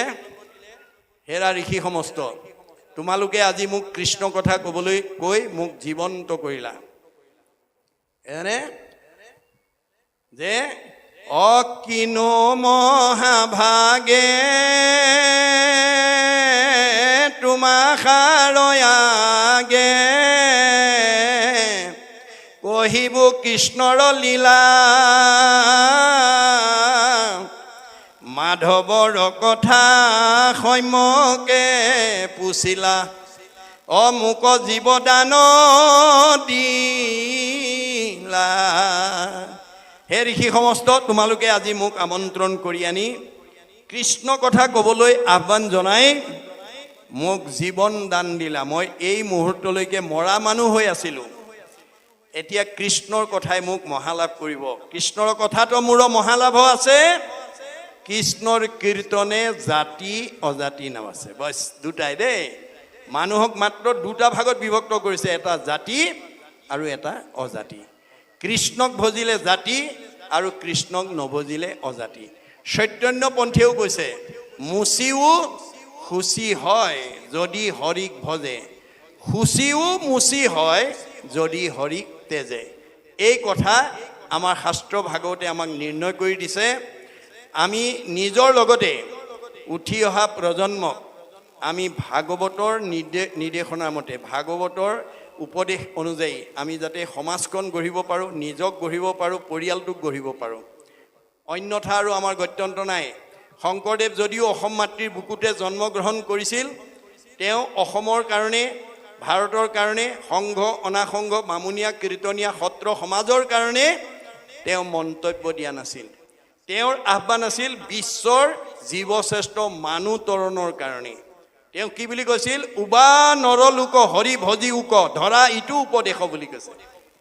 বিশ্বৰ জীৱশ্ৰেষ্ঠ মানুহক আহ্বান জনাইছিল। যিটো দৰ্শন অধ্যয়ন কৰি মহাত্মা গান্ধীয়ে মন্তব্য কৰিছিল কি বুলি? What Shankardev was alone able to do, nowadays the whole army of the English knowing people cannot do. বিশ্বত এতিয়ালৈকে যিমানবিলাক গুৰু আবিৰ্ভাৱ হ'ল, শংকৰদেৱে বিশ্ব মানৱৰ কাৰণে যি মহান অৱদান দি থৈ গৈছে, পৃথিৱীৰ কোনো গুৰুৱে সিমান অৱদান দিব পৰা নাই। আৰু সেইজন গুৰু অসম মাতৃৰ বুকুত জন্মগ্ৰহণ কৰাৰ কাৰণে অসমবাসীক মহামানৱ মহাত্মা গান্ধীয়ে ভূয়সী প্ৰশংসা কৰিছে। কি বুলি? Assam is indeed fortunate for Sankardev has 5 centuries back given to Assamese people an ideal which is also my ideal of Ram Rajya. মই যিখন ৰাম ৰাজ্য অসমত প্ৰতিষ্ঠা কৰাৰ মানস কৰি আহিছিলোঁ, শংকৰদেৱে 500 বছৰৰ পূৰ্বতে সেই ৰাম ৰাজ্য অসমত প্ৰতিষ্ঠা কৰি থৈ গৈছে। অসমবাসী সঁচাকৈয়ে ভাগ্যৱান। কিন্তু আজি আমি অসমৰ মানুহে গুৰুজনাৰ দৰ্শন সঠিকভাৱে অধ্যয়ন নকৰাৰ কাৰণে আমাৰ মাজতে আজি বিশৃংখল হৈ আছে। আমি একেখন গাঁৱতে 2-3খন সমাজ হ'ব লগা হৈছে, একেলগে বহি একেলগে খাব পৰা অৱস্থালৈকে অহা নাই। এইটো আমাৰ কাৰণে দুৰ্ভাগ্য। কিন্তু মহাপুৰুষ শংকৰদেৱে গতিকে এটা জাতি বৰ্ণ বৈষম্যহীন এখন সমাজ প্ৰতিষ্ঠা কৰি থৈ গৈছিল, যাৰ মাজেদি আমি ঐক্য প্ৰেম সম্প্ৰীতি আৰু মৰমৰ এনাজৰীৰে আমি বান্ধ খাই থাকিব পাৰোঁ। কাৰণ আমি সকলো পৰম ব্ৰহ্মৰ অংশ জীৱ। দেহবিলাকৰহে পাৰ্থক্য আছে, আত্মাৰ পাৰ্থক্য নাই। দেহবিলাক কেৱল মাত্ৰ ভগৱন্তই চিনি পাবৰ কাৰণে সৃষ্টি কৰিছে, দেহবিলাক আত্মা নহয়। আমি দেহটো চাইহে কওঁ এইটো কুকুৰ, এইটো মেকুৰী, এইটো গাহৰি, এইটো ছাগলী, এইটো বাঘ, এইটো সিংহ। দেহটো চাইহে কওঁ এইজন মতা মানুহ, এইগৰাকী মাইকী মানুহ, এইটো ডেকা ল'ৰা, এজনী গাভৰু ছোৱালী, এইজন বগা মানুহ, এইটো ক'লা মানুহ। আমি দেহটো চাইহে কওঁ। আৰু দেহবিলাকৰ নাম এটা এটা দি থোৱা আছে, আমাৰ প্ৰত্যেকৰে নাম এটা এটা আছে। কি কাৰণে আছে? দাৰ্শনিক পণ্ডিতে কৈছে, a name is a kind of face whereby one is known. আমাৰ ইজনে সিজনক চিনি পাবৰ কাৰণেহে নাম এটা দি থৈছে। নামটো আত্মা নহয়, দেহটো আত্মা নহয়। যিদিনা দেহৰ পৰা আত্মা ওলাই যাব, নামধাৰী শৰীৰটো পুৰি পেলালে ছাই হ'ব, পুতি থ'লে পলু হ'ব, পেলাই দিলে বিস্তা হ'ব। যেন সামৰাজে হয় হস্তি ৰথে ফুৰয় ৰাজা বোলাই, কালে প্ৰাণ গৈলে সেহিটো শৰীৰ হুৱে বিস্তা পলু চাই। আজি 5 বছৰ 6 বছৰ আগত তৰুণ গগৈ অসমৰ মুখ্যমন্ত্ৰী হৈ হেলিকপ্টাৰত ঘূৰি ফুৰিছিলে। যিদিনাখনেই তেওঁৰ হৃদয়ৰ পৰা প্ৰাণ গুচি গ'ল, তেওঁলোকৰ নিয়ম মতে যদি পুৰি পেলাইছে ছাই হৈছে, পুতি থৈছে যদি পলু হৈছে, পেলাই দিছে যদি বিস্তা হৈছে। আমাৰ সকলোৰে জীৱনলৈ একেটা অৱস্থাই আহিব। গতিকে আমি এই বিনাশী দেহক লৈ আমি যাতে অভিমান কৰিব লগা নহয়, আৰু দেহকে যাতে আত্মা জ্ঞান কৰিব লগা নহয়। কৰিব পাৰিব, কিন্তু ভয়ৰ পৰা মুক্ত হ'ব নোৱাৰিব। শুনা ৰাজা যিটো মহামোহে অন্ধপ্ৰায়, পুত্ৰ দ্বাৰা দেহ দেখে আকুল সদায়, কদাচিতো তাসম্বাৰ নুগুচয় ভয়, কৃষ্ণ পদাম বুজে যেবে সেৱা নকৰয়। ঈশ্বৰৰ চৰণত যেতিয়ালৈকে আমি সেৱা ভক্তি নকৰিম, তেতিয়ালৈকে আমি মৃত্যুৰ ভয়ৰ পৰা নিজক মুক্ত কৰিব নোৱাৰিম। কৃষ্ণ পদ সেৱা দেখে গুচে ভৱ দুখ, আকেশে বুলিয় ৰাজা আত্যন্তিক সুখ। আপুনি সুখীৰো সুখী, পৰম সুখী, আনন্দৰো আনন্দ, পৰম আনন্দ, ধনীৰো ধনী, পৰম ধনী, সম্পদৰো সম্পদ, পৰম সম্পদ হ'লৈ আগবাঢ়ি গৈ থাকিব। মানুহেতো হিংসা কৰি নোৱাৰে, স্বয়ং ভগৱানেও আমাক পদচ্যুত কৰিব নোৱাৰে। ভক্তিৰ ইমান মাহাত্ম্য। এই তথ্য আমি যাতে উঠি অহা প্ৰজন্মক দিব পাৰোঁ, নিজেও ল'ব পাৰোঁ, ঘৰখন, তৃণমূল ঘৰখন, সমাজখনক আমি যাতে এটা শুদ্ধ পথৰে লৈ যাব পাৰোঁ। কাৰণ সত্য যুগ বেলেগকৈ নাহে। আৰু ভাগৱতে আমাৰ এই অসম বা বিশ্ববাসীলৈ সত্য যুগৰ পৰিৱৰ্তন কৰিব। কেনেকৈ? ভাগৱতৰ 12 স্কন্ধত কৈছে, দূৰ ভৈল কাম ক্ৰোধ লোভ মোহ ছয়, জানিবা তেখনে ভৈলে সত্যৰ উদয়। যিদিনাখনেই আমাৰ মনৰ পৰা কাম ক্ৰোধ লোভ মোহবিলাক আঁতৰাই দিব পাৰিম, সেইদিনাখনেই মই সত্য যুগৰ এজন পাৰিষদ হিচাপে নিজক পৰিচয় দিব পাৰিম। গতিকে ভাগৱতৰ চৰ্চা সমগ্ৰ অসমত পূৰ্বতকৈ বৃদ্ধি হৈছে। বহু ঠাইত যুৱক যুৱতী আইসকলে মুখ্য ভূমিকা লৈছে ভাগৱত পাঠ ব্যাখ্যা অনুষ্ঠানৰ কাৰণে গতিকে আমাৰ উঠি অহা প্ৰজন্ম আইসকল যদি ভক্তিমুখী হৈ যায় তেতিয়াহ'লে ইয়াতে আমাৰ বৈকুণ্ঠৰ সৃষ্টি হৈ যাব ইয়াতে আমাৰ সত্য যুগৰ সৃষ্টি হৈ যাব এয়া ভাগৱত দৰ্শন ইয়াৰ পৰৱৰ্তী পদে আমাক কি কৈছে আমি আকৌ পুনৰ পদবন্ধে আলোচনা কৰিম কৃষ্ণ